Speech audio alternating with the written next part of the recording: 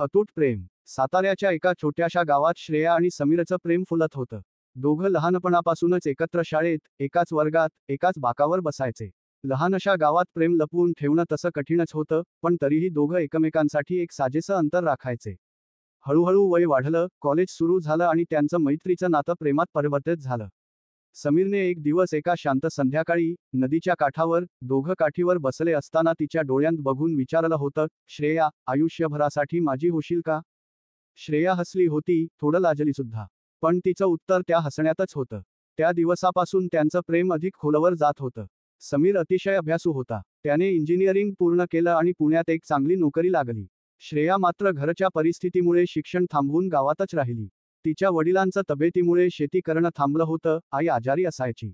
समीरने तिला पुण्यात बोलावलं, लग्न करून सुखात जगायचं स्वप्न दाखवलं, पण ती म्हणाली, मी आई, बाबांना असंच सोडून नाही जाऊ शकत समीर. तू वाट बघशील का? समीर म्हणाला, श्रेया, हे प्रेम आहे, तडजोड नाही. मी आयुष्यभर वाट पाहीन. 5 वर्ष गेली. समीरने तिची वाट पाहत राहिला. त्याने लग्नाच्या कित्येक स्थळांना नकार दिला. तो दर 2 महिन्यांनी श्रेयाला भेटायला यायचा. तिच्या डोळ्यांतला थकवा, चेहऱ्यावरचा काळजीचा भाव, त्याला नजरेआड करायला जमायचं नाही. एक दिवस तो म्हणाला, श्रेया, चल, आपण लग्न करू. तुझ्या आईबाबांना इकडे घेऊन जाऊ. मला तुझ्या वाचून काही अर्थ नाही आयुष्याचा. श्रेयाला सुद्धा वाटत होतं की एवढं प्रेम करणारा मुलगा आयुष्यात क्वचितच भेटतो. पण नियतीला काही वेगळंच मंजूर होतं. श्रेयाचे वडील अचानक हृदयविकाराने गेले. ती पूर्णपणे कोलमडली. समीर तिच्या मदतीला धावून आला, पण गावातल्या लोकांनी त्याच्या आणि श्रेयाच्या नात्याविषयी तोंड सुरू केलं. आईसुद्धा म्हणू लागली, या गावात तुझं नाव खराब करतायत श्रेया. तू लग्न कर समीरशी, नाहीतर हे बोल थांबणार नाहीत. पण श्रेया मात्र म्हणाली, आई, अजून तू एकटी आहेस. तू बरी होईपर्यंत मी इथंच राहीन. समीर वाट बघेल. आणखी 2 वर्ष गेली. समीरच्या आईवडिलांनी शेवटी मुलाच्या हट्टापुढे हार मानली. त्यांनी स्वीकार केलं की समीर आणि श्रेया लग्न करतील. पण तेवढ्यात श्रेयाच्या आईलाही कॅन्सर झाला.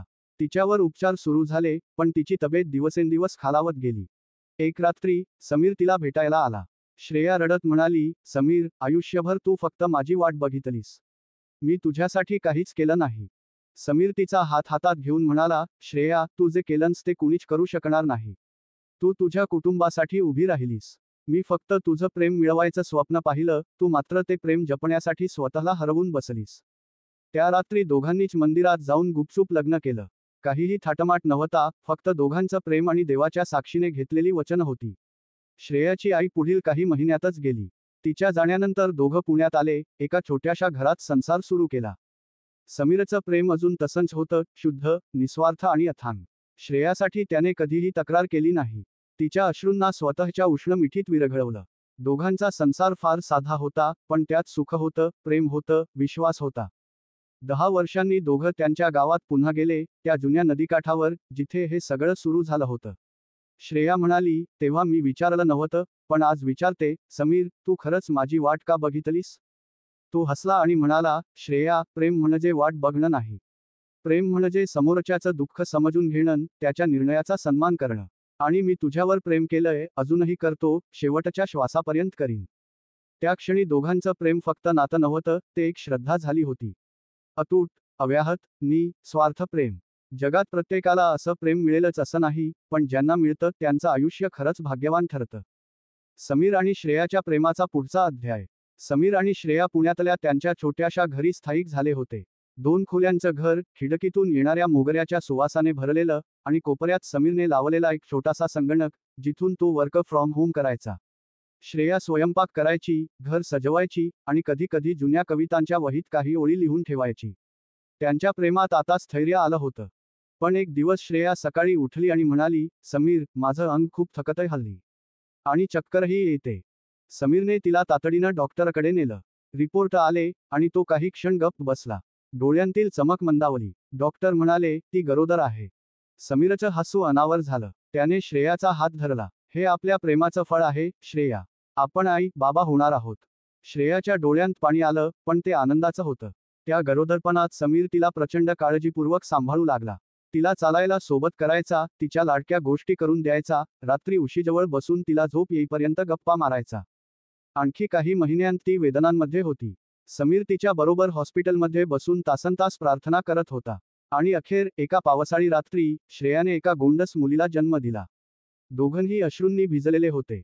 मुलीचं नाव त्यांनी ठेवलं समीक्षा. समीर आणि श्रेयाच्या प्रेमाची आठवण. पण आयुष्य फक्त प्रेमाने चालत नाही. जेव्हा समीक्षा 3 वर्षांची झाली, तेव्हा समीरच्या कंपनीत मोठा आर्थिक गोंधळ झाला. त्याची नोकरी गेली. अचानक त्यांचं संपूर्ण आयुष्य उलथून गेलं. घराचा हफ्ता थकू लागला. समीर मानसिक तणावाखाली गेला. श्रेयाने त्याच्याशी एक संध्याकाळी शांतपणे बसून विचारलं, समीर, सगळं ठीक आहे ना? तो म्हणाला, श्रेया, मी अपयशी ठरलो. तुझं आणि मुलीचं काहीच ठरवू शकलो नाही. ती त्याचा हात धरत म्हणाली, असंच बोलू नकोस. आपण गरीब होऊ शकतो, पण तुटू नकोस. मला तुझं प्रेम संपत्तीपेक्षा मोठं वाटतं. त्या रात्री श्रेयाने एक मोठा निर्णय घेतला. ती घराजवळच्या एका छोट्या शाळेत शिक्षिका म्हणून काम करायला लागली. त्याचवेळी समीरने पुन्हा एकदा नोकरीसाठी प्रयत्न सुरू केला. दोघांनी मिळून संसार सावरायला सुरुवात केली. समीक्षा आता शाळेत जायला लागली होती. तिच्या डायरीत तिने लिहिलं होतं, माझे आईबाबा जगातले सगळ्यात प्रेमळ आहेत. त्यांचं एकमेकांवरचं प्रेम पाहून मला वाटतं की देवसुद्धा त्यांना सलाम करत असेल. समीरला लवकरच एका मोठ्या IT कंपनीत नोकरी मिळाली.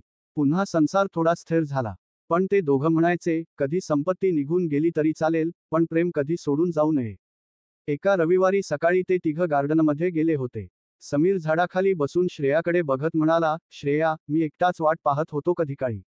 पण तू त्या वाटेचं उत्तर झालास. आणि आता तू माझ्या प्रत्येक दिवसाचा अर्थ आहेस. ती हसली. म्हणाली, आता माझ्या डोक्यात केवळ तुला आणि आपल्या मुलीला आनंदात ठेवायचं हेच चालू असतं. त्या झाडाखाली, त्यांच्या मुलीच्या खेळण्याच्या गोंधळात, आणि त्यांच्याच गप्पांमध्ये एक गोष्ट मात्र स्पष्ट होती, की हे प्रेम अतूट होतं. संकटं आली, वेळ वाईट आली, शरीर थकलं, मन निराश झालं, पण एकमेकांच्या हातातला विश्वास त्यांनी कधी सोडला नाही. ते प्रेम जे संकटांना तोंड देऊन अजूनच मजबूत होतं. जे वेदनांच्या वाळवंटातून चालून आलं होतं, पण ज्याच्या हृदयात फक्त शांत पावसाचा गारवा होता. पण त्यांचं प्रेम कधीच संपणार नाही.